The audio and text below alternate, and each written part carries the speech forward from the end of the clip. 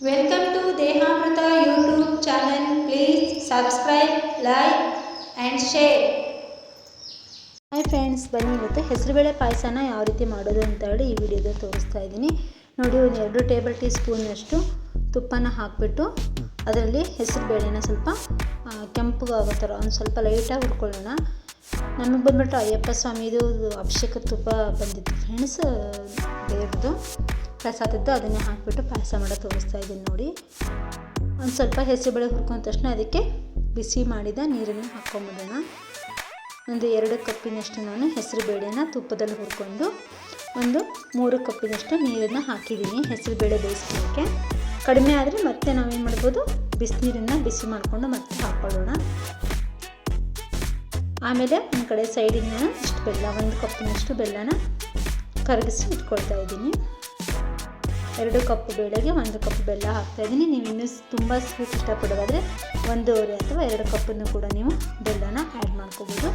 ನನಗೆ ಇಷ್ಟು ಸ್ವೀಟ್ ಸಾಕು, ತುಂಬ ಸ್ವೀಟ್ ಆದರೆ ತಿನ್ನಲಿಕ್ಕಾಗಲ್ಲ. ಈ ರೀತಿ ಬೆಲ್ಲನ ಸ್ವಲ್ಪ ನೀರಿನಲ್ಲಿ ಕರಗಿಸ್ಕೊಳ್ಳಿ. ಒಂದು ಸ್ವಲ್ಪ ಕುದ್ರೂ ಪರವಾಗಿಲ್ಲ, ಚೆನ್ನಾಗಿ ಬರುತ್ತೆ ಪಾಯಸ.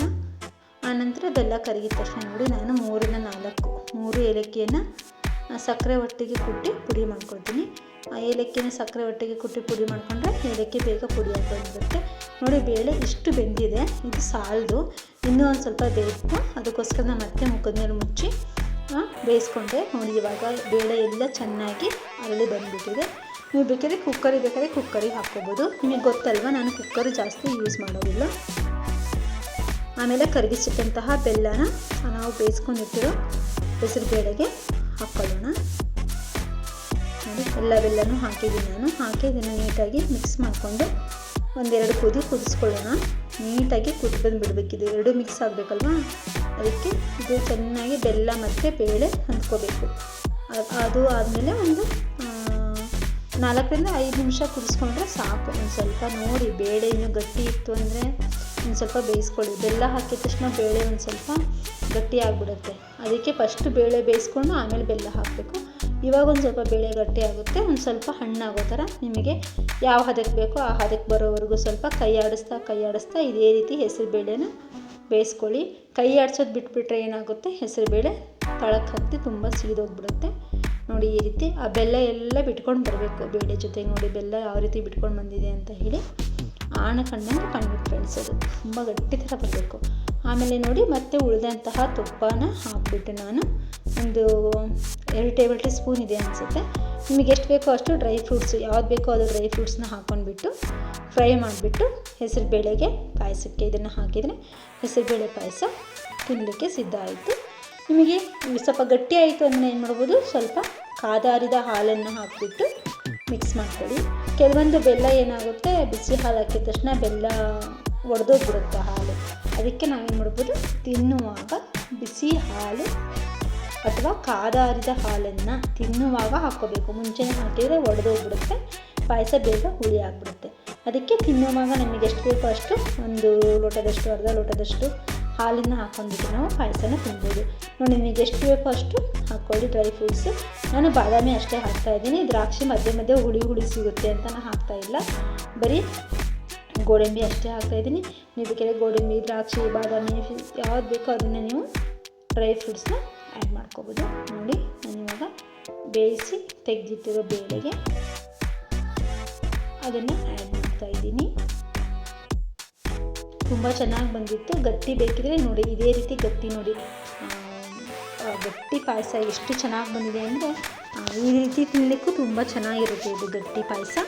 ಇಲ್ಲ ನೀವು ಸ್ವಲ್ಪ ತೆಳು ಬೇಕು ಅಂದರೆ ಏನು ಮಾಡಬೇಕು, ಒಂದು ಸ್ವಲ್ಪ ಹಾಲನ್ನು ಹಾಕ್ಕೊಳ್ಳಿ. ನನಗಂತೂ ಹಿಂಗೆ ಗಟ್ಟಿ ಪಾಯಸ ತಿನ್ನಲಿಕ್ಕೆ ತುಂಬ ಚೆನ್ನಾಗಿರುತ್ತೆ.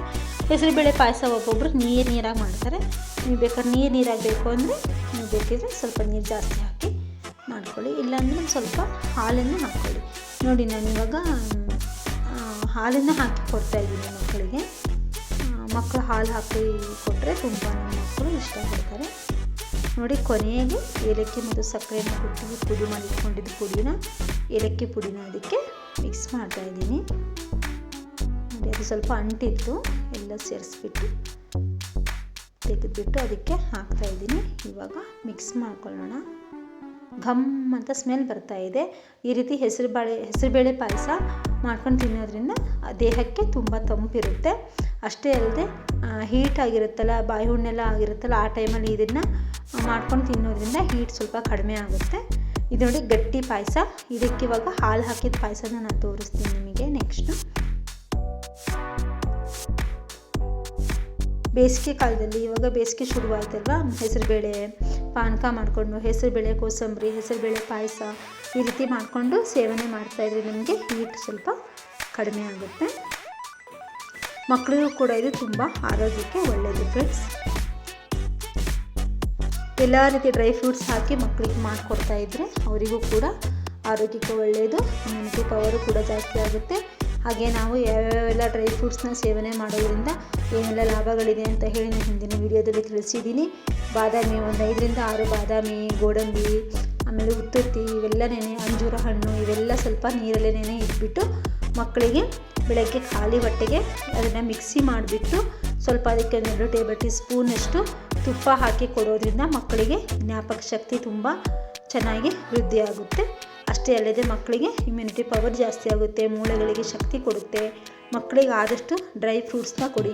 ಈ ಎಲ್ಲ ಡ್ರೈ ಫ್ರೂಟ್ಸು ನಿಮಗೆ ಕೊಡಲಿಕ್ಕಾಗಲಿಲ್ಲ ಅಂದರೆ ಜಸ್ಟು ಅಂಜೂರ ಹಣ್ಣು, ಹತ್ತಿ ಹಣ್ಣು ಅಂತ ಅಂತಾರಲ್ವ, ಹಳ್ಳಿ ಕಡೆ ಎಲ್ಲ ಹತ್ತಿ ಹಣ್ಣು ಅಂತ ಕರೀತಾರೆ. ಅಂಜೂರ ಹಣ್ಣನ್ನು ಒಂದು 2 3 ಇದರಲ್ಲಿ ನೀರಿನಲ್ಲಿ ನೆನೆಸಿಟ್ಬಿಟ್ಟು ಬೆಳಗ್ಗೆ ಖಾಲಿ ಹೊಟ್ಟೆಗೆ ತಿನ್ನೋಕ್ಕೆ ಕೊಡೋದ್ರಿಂದ ಮಕ್ಕಳಿಗೆ ದೃಷ್ಟಿಗೂ ತುಂಬ ಒಳ್ಳೆಯದು. ಹಾಗೆ ಮಕ್ಕಳು ಸ್ವಲ್ಪ ದಷ್ಟಪುಷ್ಟವಾಗಿ ಬೆಳೀಲಿಕ್ಕೆ ಇದು ಹೆಲ್ಪ್ ಆಗುತ್ತೆ. ನೋಡಿ, ಹಾಲಲ್ಲಿ ನೆನೆ ಇಟ್ಬಿಟ್ರೆ ಹಾಲು ಸ್ವಲ್ಪ ಒಡೆದೋಗ್ಬಿಡುತ್ತೆ. ಅದಕ್ಕೋಸ್ಕರ ನಾವು ಅಂಜೂರನ ಸ್ವಲ್ಪ ನೀರಿನಲ್ಲಿ ನೆನೆ ಇಟ್ಟು ಕೊಡೋದ್ರಿಂದ ಒಳ್ಳೆಯದು. ವಿಡಿಯೋ ನಿಮಗೆ ಯಾರೆಲ್ಲ ವಿಡಿಯೋನ ಸಬ್ಸ್ಕ್ರೈಬ್ ಮಾಡದೆ ನೋಡ್ತಾ ಇದ್ದೀರೋ ದಯವಿಟ್ಟು ವಿಡಿಯೋನ ಸಬ್ಸ್ಕ್ರೈಬ್ ಮಾಡಿ. ಹಾಗೆ ಫ್ರೆಂಡ್ಸ್ ಆ್ಯಂಡ್ ಫ್ಯಾಮಿಲಿಗೆ ಶೇರ್ ಮಾಡಿ. ವಿಡಿಯೋ ಇಷ್ಟ ಆದಲ್ಲಿ ಲೈಕ್ ಮಾಡಿ. Thank you so much.